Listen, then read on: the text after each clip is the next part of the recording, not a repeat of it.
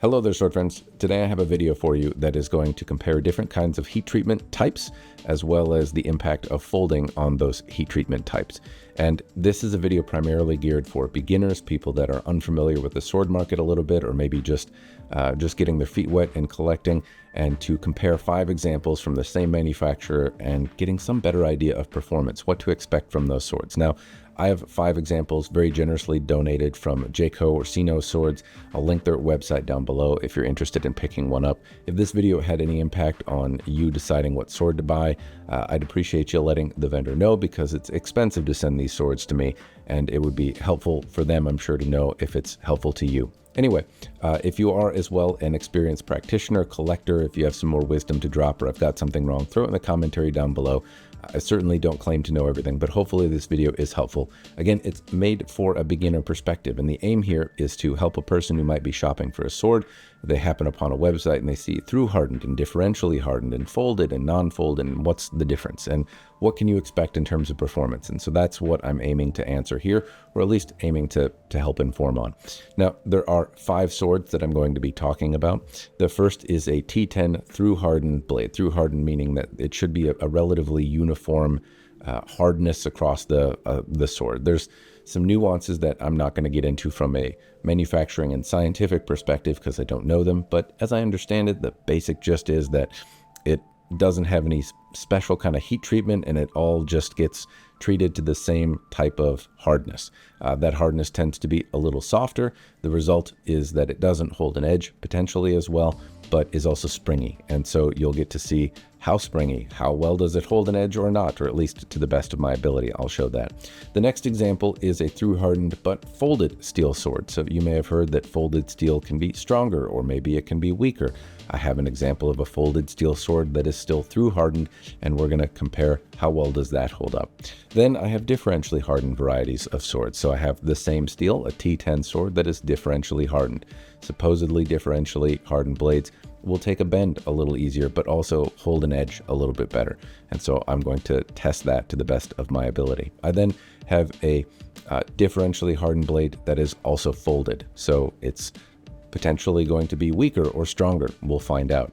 And the last one is a little bit of a wild card. It's made out of T10, but it's a hamon pattern called hitatsura. And I believe I'm saying that correctly, though I may well be massacring it. Anyway, it's a Japanese style of hamon, which is not particularly represented or super commonly reproduced. However, it has a lot of activity all over the blade, and is a not quite through hardening, but given that the differential hardening has erratic patterns all over the blade, it's like it would be inaccurate to say a Japanese version of through hardening.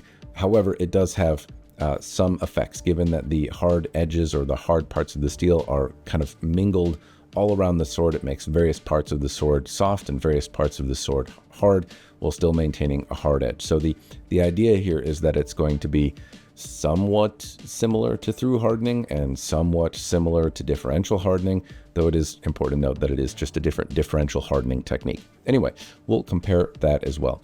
The prices are listed in the description, as are more of the details if you're interested, but I have listed them from least to most expensive, and the least expensive being about $128 as of the recording of this video, the most expensive being the hitatsura at $218. Anyway, the next thing I need to talk about is some caveats and disclaimers here, and I'm going to be very pedantic about this. I apologize. If you're not interested, then skip ahead, but it is really important to call out what this video is and what this video is not. And so, as I noted, it's meant to help from a beginner perspective, but it's really important to know this is not scientific. So this, there's so many different variables that can go into this. None of these swords are going to be exactly representative of every sword out there. There's differences in handmade objects and varieties of swords. So just because one T10 sword performed a particular way for me doesn't mean that every T10 sword will.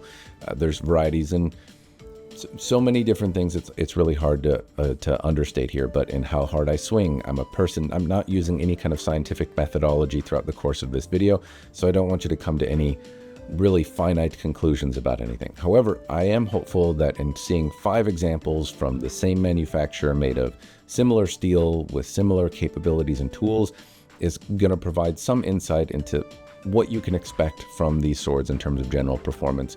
how long they last and what some of the maybe more hands-on difference is going to be, for lack of a better word.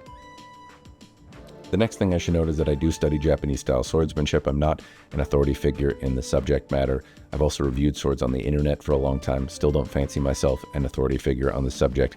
The aim here, though, is not to review a particular sword, just to give some differences, some observable differences in the 5 swords that I have in front of me. And so I'm not reviewing them like I typically do, but hopefully there's still some information that can be garnered. The last thing to note is that these are review samples from Jayco. If you think that makes me biased in some way, relatively soon in the start of the video. Now the video is going to be broken down in the following parts. I'm going to make some observations about the aesthetic qualities of the steel, the different things that you can see in the surface of the steel or in the characters of it. Again, these are meant to be kind of the same sword with roughly the same polish. They're slightly different prices, however, they do have some different qualities aesthetically that have come out in the surface of the steel that I think translate across the marketplace. So if you were to buy a through hardened folded steel sword, it wouldn't necessarily look the same, but you would likely be able to see some of that patterning, and I'll talk about that.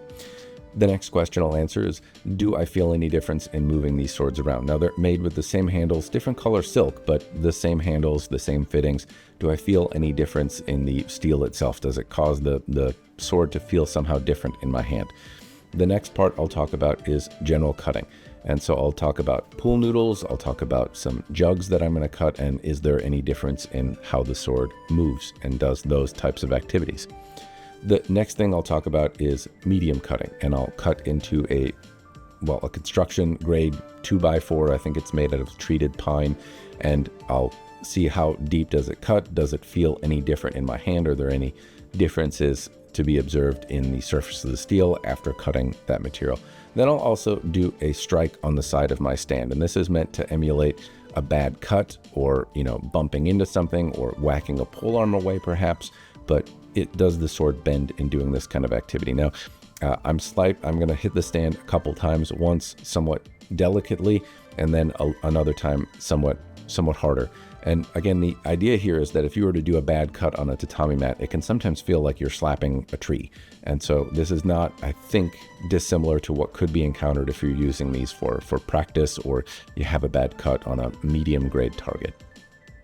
Next, I'm going to be abusive, and these are undoubtedly things that are going to damage the sword. I'm expecting damage, and the idea is, how well do they fare against this damage, and are there discernible differences? So the first thing is I'm going to baton the edge into a copper pipe. And so I take a copper pipe, I set it on my stand, and then I'm going to hit the sword with a rubber mallet on the spine.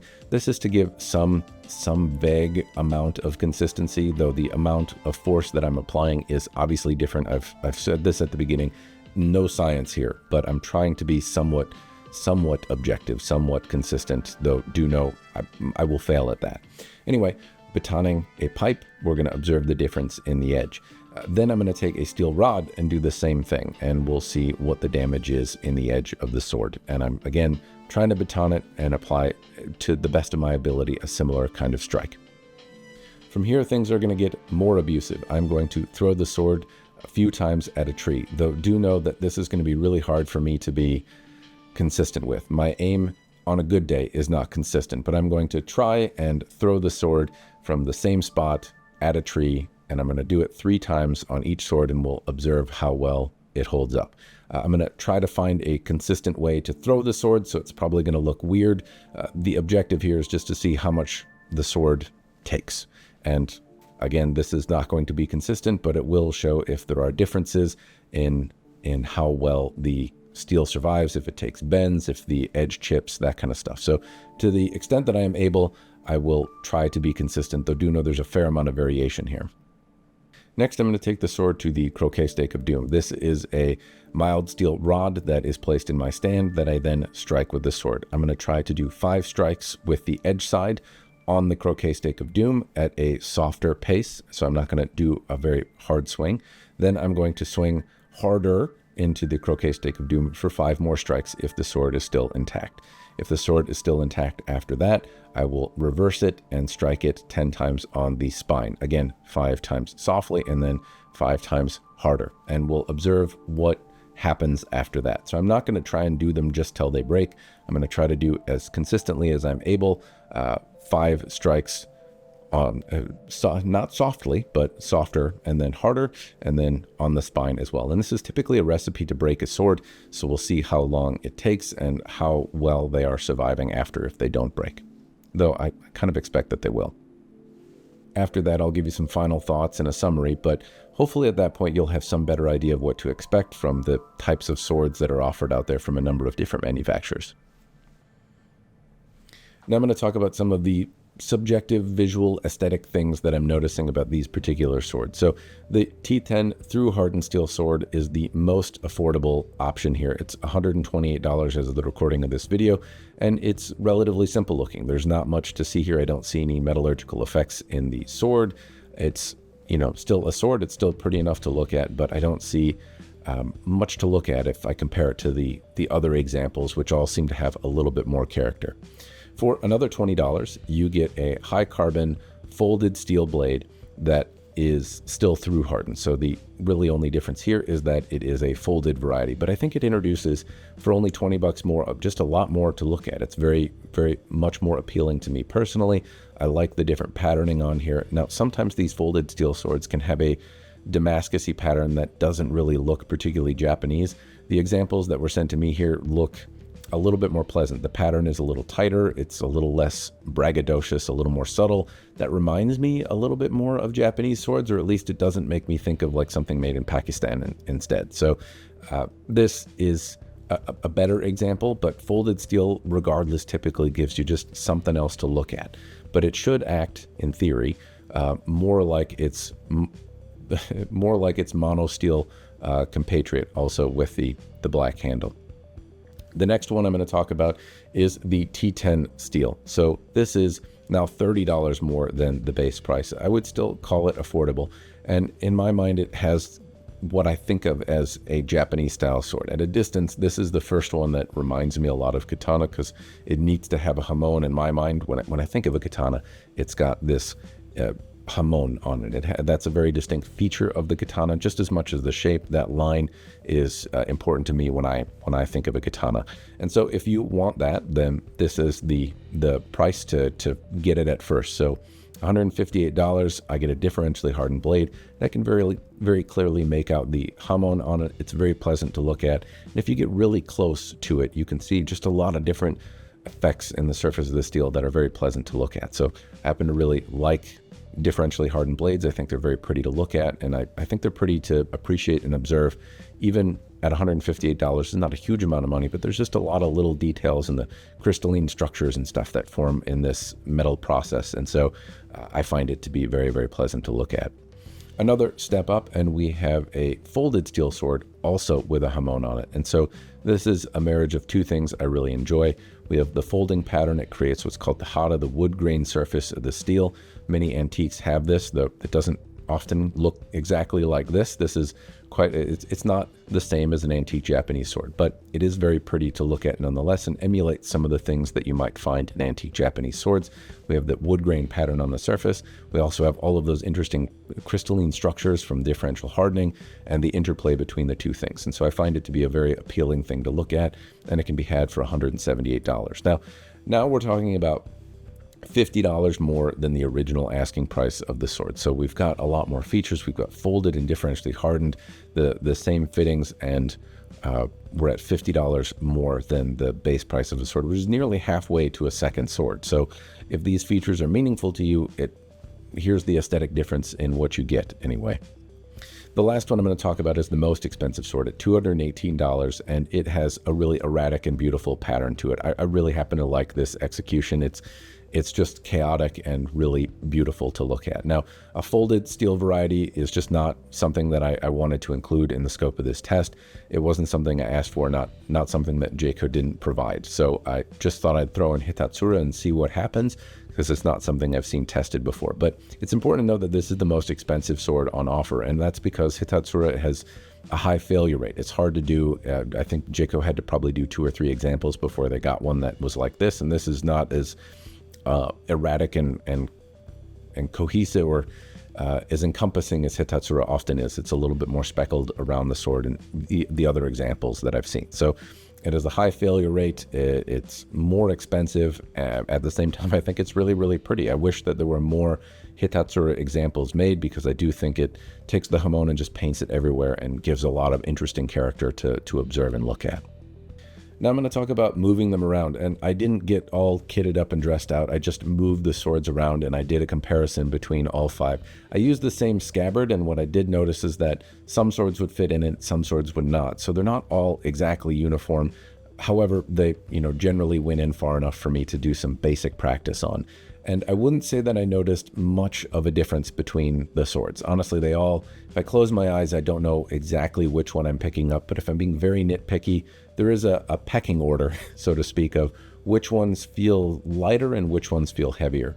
Though at the same time, I would say, generally speaking, they all feel about the same. I've included measurements in the description down below for those of you that are interested, but I'm basically they capture a similar spirit. I wouldn't say that one is an order of magnitude different than another, but there were some subtle differences in moving them around. The lighter ones were a little, the lightest one that I felt was the most fun to train with, but generally speaking, they fundamentally felt the same. I wouldn't be able to tell you which steel was which. There was not a difference in how it drew, how it sheathed, any of that kind of stuff based on the steel type. I think it was just the mass of the blade and kind of the variety that comes from handmade objects, because again, these are all meant to be effectively the same shape, size, fittings. They're meant to be kind of the same template of swords, but this is the variety that you can experience in handmade objects. And again, those measurements are in the description down below if you're interested. Now I'll talk about the cutting and the meat and potatoes of this video, the performance side of things. So first off, I'm just cutting a pool noodle, and right away what I can notice is that one of them is duller than the others. So one didn't perform particularly well on the pool noodle, and this is because the edge is not ground as well. Just frankly, one of them is not as sharp as the others. The others all feel about the same. The hitatsura, though, I think got maybe a little bit more attention. That one was able to execute more even cuts more consistently than the other. So one was a little bit sharper and one was a little bit duller. Now at the same time, when I moved on to the water jug, they started acting a little bit more. I tried to do a kind of very soft cut, and some would bat the bottle away and some would cut through, though there's a fair amount of variation in my ability to swing consistently. The second cut I tried to do was a little faster. Most of the swords all made it through the target when I swung a little bit faster. Right away, what this points out to me is that there's an amount of variability in the edge angle, and so a beefier edge is going to hold up to targets better. A more narrow edge is going to be more delicate and potentially break easier. I'm using the factory edge. I've done no honing of any kind. This is exactly as they came to me. However, it is a source of variability. So naturally, your sharpness is going to play an enormous role in durability and how well it retains. And right here, I can see that there are some slight differences in the edge. So if I were to do this test again, maybe I would make them all as uniform as possible, though I don't have a sharpener that's really capable of doing that consistently. I do it freehand on a belt sander, and if I had a way to make every edge a consistent one, it would probably be a more objective measure of the differences here. But there are some slight differences. They're relatively close in sharpness, but at the same time, there are differences, and it's worth calling that point out. The next bit I did was what I would consider some medium cutting. And this isn't super medium, but I'm doing one strike into a board. I'm using the same board, so I found a longer piece of lumber that I could cut into the same spot on. And I tried not to hit a knot, so I'm cutting into roughly the same material on each sword. And each sword did roughly the same thing here. They all cut about as deeply into the material. No one really did a better job or made it further into the material, so they all seemed to cut about as effectively. They all felt about the same, and I felt about the same impact in my hands when doing that. And then they all took about a similar level of scratch on the surface of the steel. So nothing really seemed to abate scratching or, diminishing the surface of the steel. So if you go and cut things, the polish on the sword is going to be diminished. I don't see a material difference in that. The polish seems to be scuffed in a similar way across all of the swords. The next thing that I did was I slapped the sword on the construction material. I slapped it on the stand, and I did two slaps. One was a little bit more gentle, and then the next one was harder. Now, both of the through hardened swords sprang back into shape in both strikes.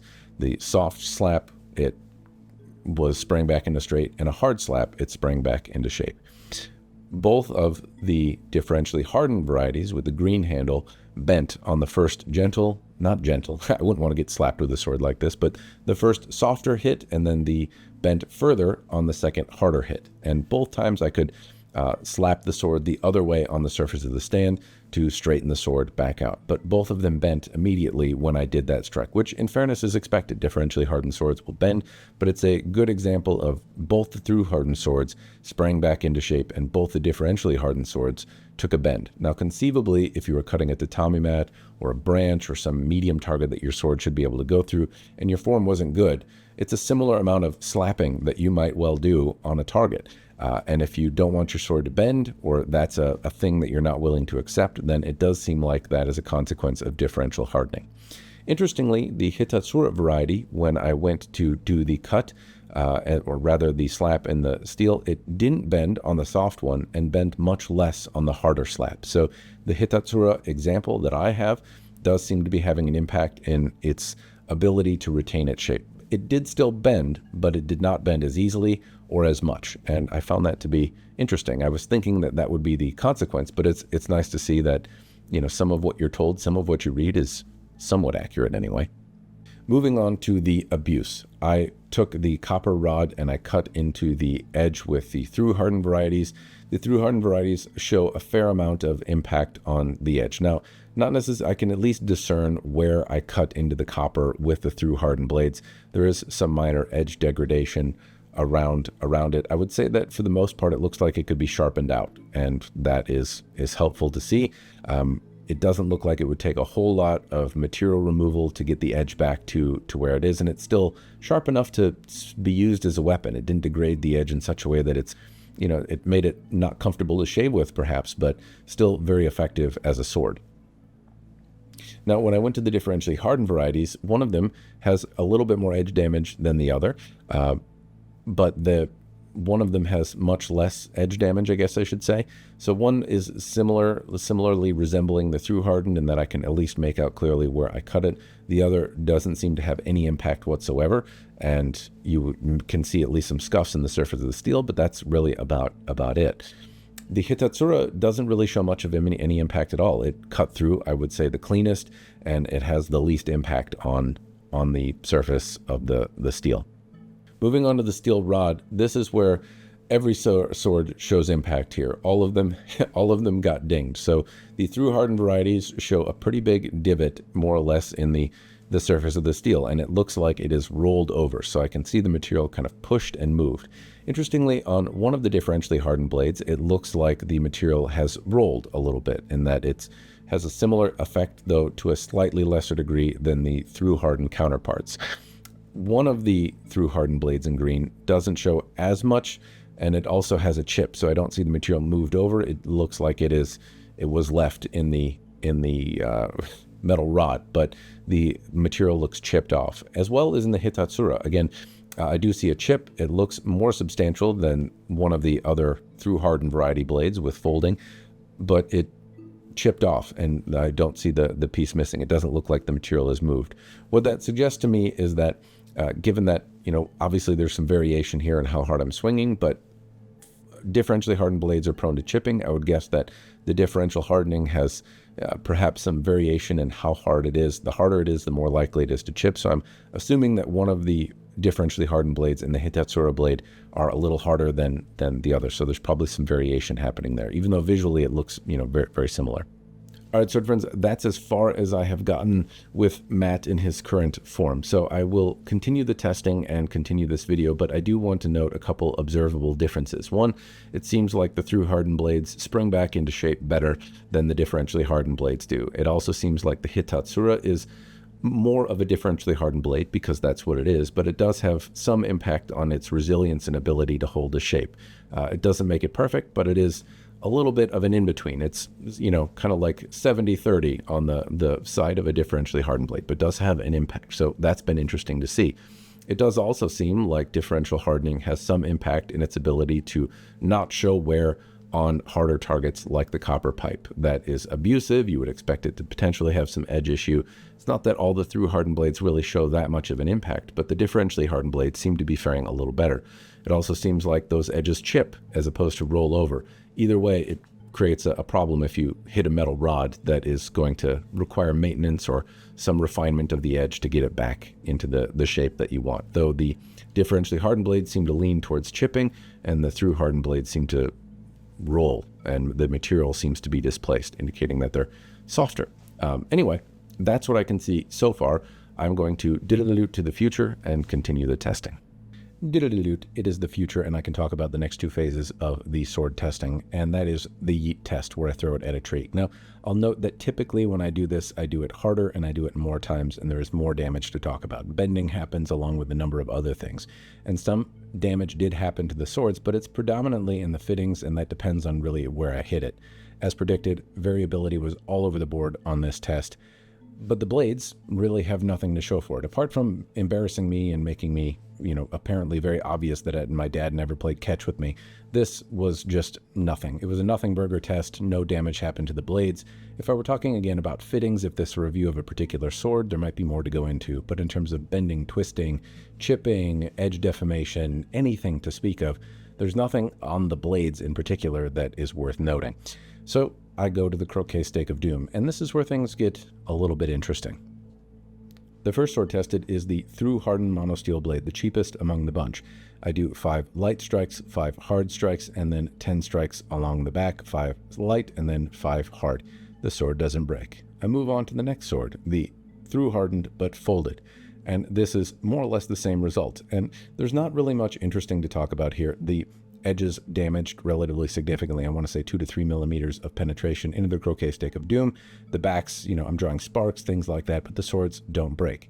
When I go to the next one, the T10 differentially hardened sword, again, 5 light strikes on the edge. What I was impressed with here is that the edge damage seemed less. Now, there was chipping, there was absolutely damage, but it didn't seem as deep on the sword. When I go to after 5 hard strikes, it's more or less the same thing. And I want to say on this, it's worth noting I got a little bit more consistent. Where I was striking became a little bit more apparent, and I feel like I've set into a rhythm at this point where my strikes are pretty consistent.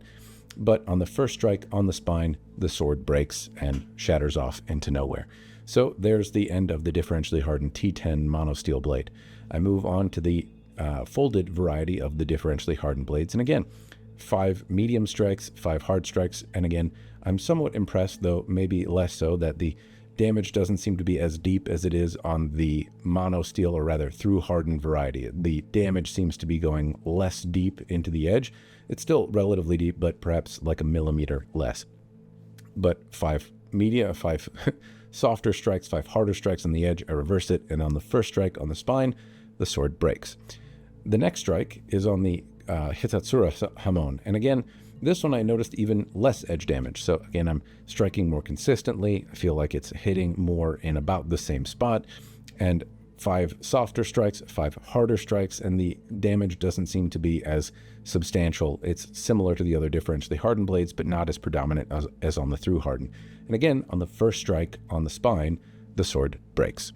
And so I thought, well, maybe something has changed. Let me go back to the through hardened blades and let me test both of them again. So with the same chutzpah, maybe a little bit more, I'm doing harder strikes, 10 on the edge, 10 on the spine, and both swords, again, survive. I would think I was striking actually harder on those last strikes. I was kind of given a little bit more oomph to see if they would break. They didn't. Both swords survived an additional 10 hard strikes on the edge, an additional 10 hard strikes on the spine, which now going last, they're benefiting from maybe the accuracy for such as it is that I've gained.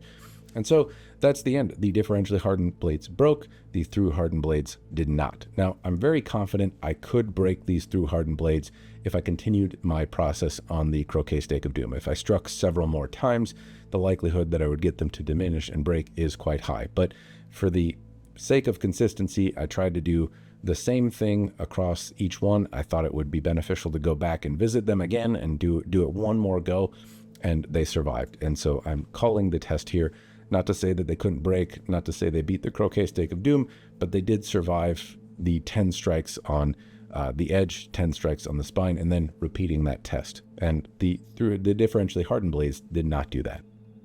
All right, sword friends, you have seen the aesthetic differences. You've heard me talk ad nauseum about these swords.